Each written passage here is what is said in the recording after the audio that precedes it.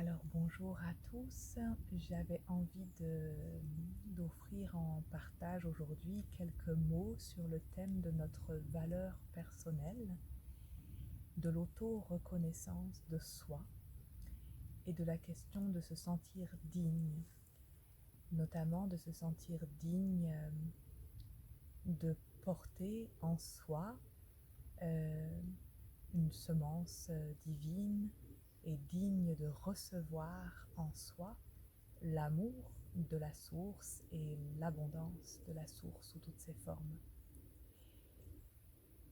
Ça m'apparaît de plus en plus clairement ces dernières semaines, ces derniers mois, à quel point nous sommes nombreux à souffrir d'une blessure d'indignité, de ne pas nous sentir à la hauteur, de ne pas nous sentir assez bien, voire même de nous sentir moins que rien, n'être personne, pour mériter quelque part de recevoir l'amour de Dieu, la lumière du divin, ou bien l'abondance, la miséricorde de la vie, si c'est plus facile pour vous d'en parler sous ces termes-là.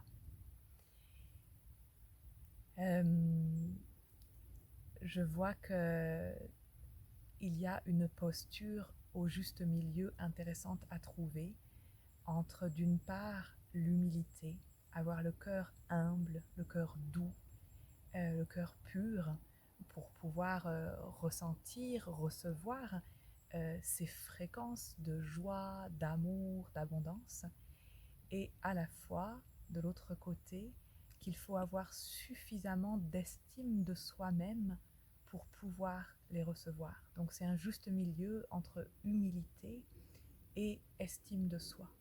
Si j'estime que je suis rien ni personne, que je ne mérite pas, etc., etc., je suis comme pas assez élevée en termes de fréquence. Mon canal, mon antenne n'est pas assez élevée pour recevoir la fréquence de la source avec tous ses bienfaits et tous ses cadeaux pour nous. Quelqu'un qui serait au contraire beaucoup trop imbu de lui-même, trop orgueilleux, le cœur fier et non pas assez doux, euh, aussi serait éloigné de ces fréquences-là. Donc c'est un entre-deux à trouver.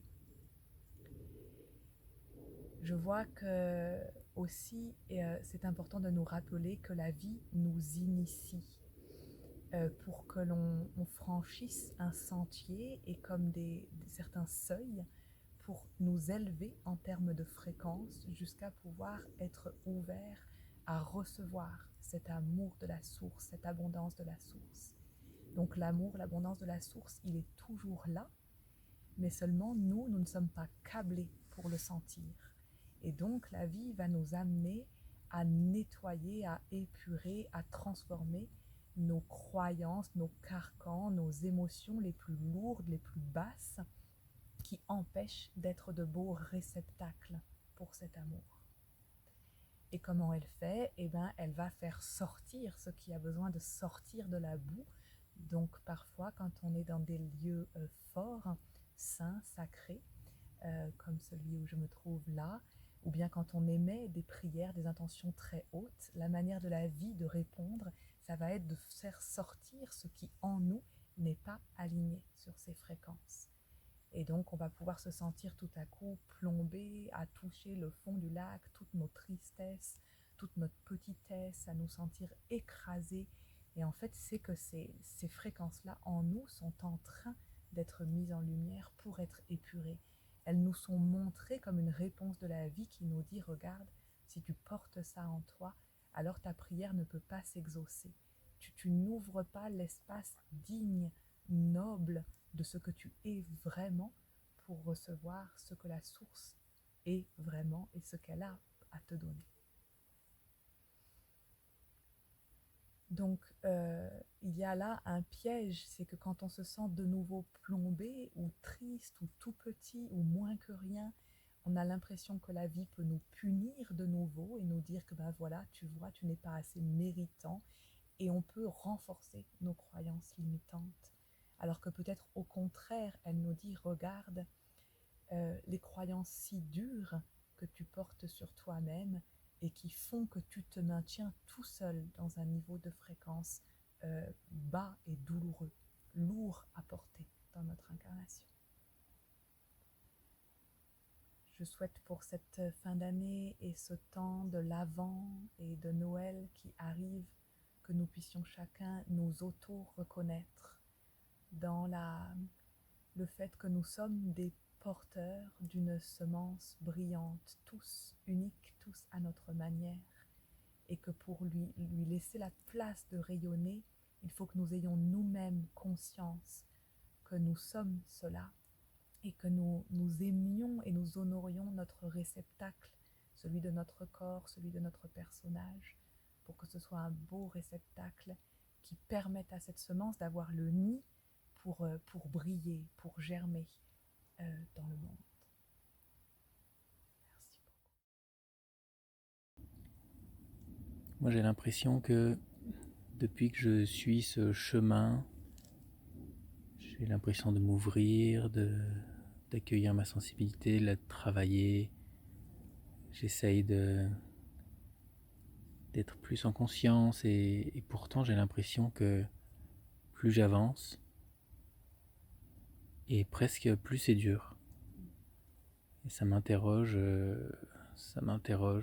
parce que j'ai envie de vivre dans la joie et pas dans la dureté et pas dans des choses lourdes. Alors des fois je me demande quel est vraiment le chemin.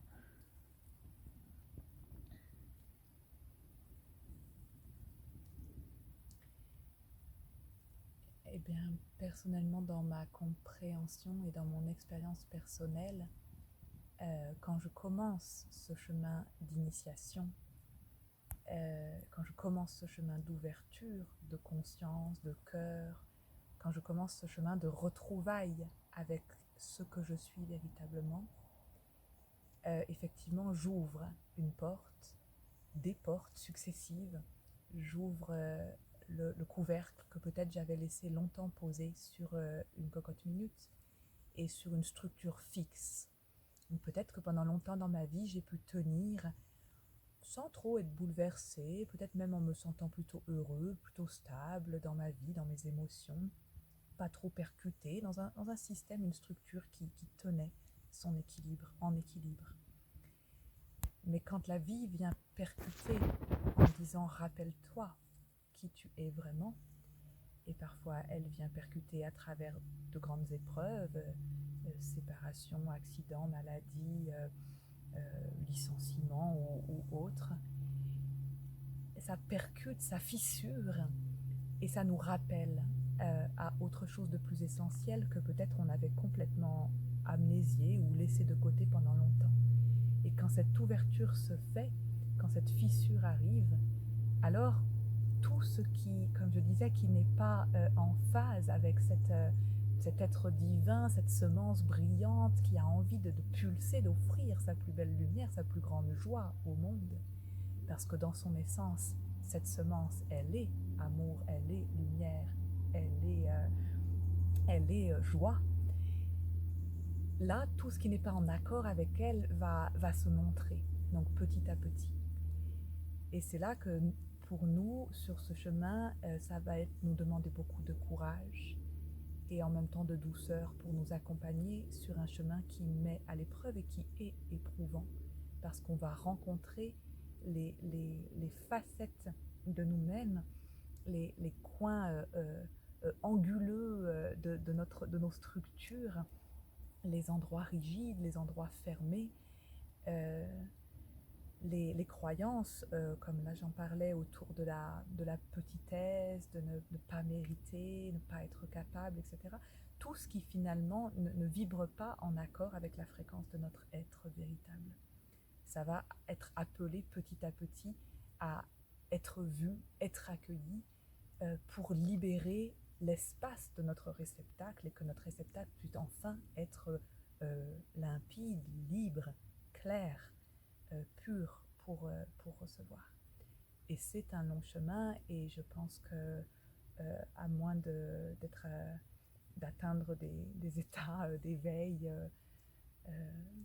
voilà, on est sur ce chemin. Donc c'est accepter que je vais faire sur ce chemin des sortes d'à-coups où je vais pouvoir ouvrir, toucher des fréquences nouvelles d'ouverture à la joie, à l'amour, etc. Et où là, la vie va avoir une nouvelle saveur et je vais ressentir dans mes cellules comme jamais je l'avais senti auparavant cette saveur de la vie. Et qu'en même temps, derrière, je vais retoucher d'autres fréquences, d'autres croyances limitantes, d'autres émotions lourdes qui jamais n'avaient trouvé leur chemin pour circuler à travers moi, qui elles aussi vont frapper à la porte et qui elles aussi vont appeler à être libérées. Et donc entrer dans ce chemin de rencontre avec soi, dans notre être véritable, ou dans ce chemin d'initiation, c'est accepter d'aller comme ça, étape par étape, transformer ce qui va avoir besoin de transformer. Et le réceptacle, le lieu où cette transformation se fait, c'est notre corps, avec nos ressentis, avec nos émotions, avec nos larmes, avec nos douleurs. C'est à travers le ressenti de ce véhicule, de ce corps, que je vais pouvoir être en contact avec ceux qui appellent à la transformation et que c'est en moi, dans mon corps, dans mon ressenti que ça va se faire. Donc c'est accepter d'y entrer dans ce chemin et, euh, et accepter de passer par des passages qui peuvent être effectivement parfois douloureux et qui peuvent nous donner l'illusion que je me suis trompée de chemin puisque je souffre. Alors que peut-être non, j'accueille une autre partie de moi qui est en train d'être libérée, presque d'être sanctifiée, d'être mise en lumière et du coup de se montrer pour être libérée. Ça demande ce discernement-là, selon moi.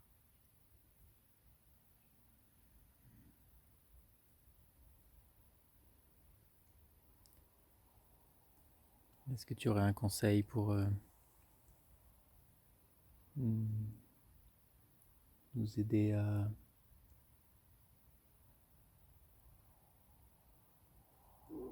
à œuvrer positivement, à aider la libération? Comment savoir si le travail est bien finalisé ou s'il faut encore libérer toujours plus?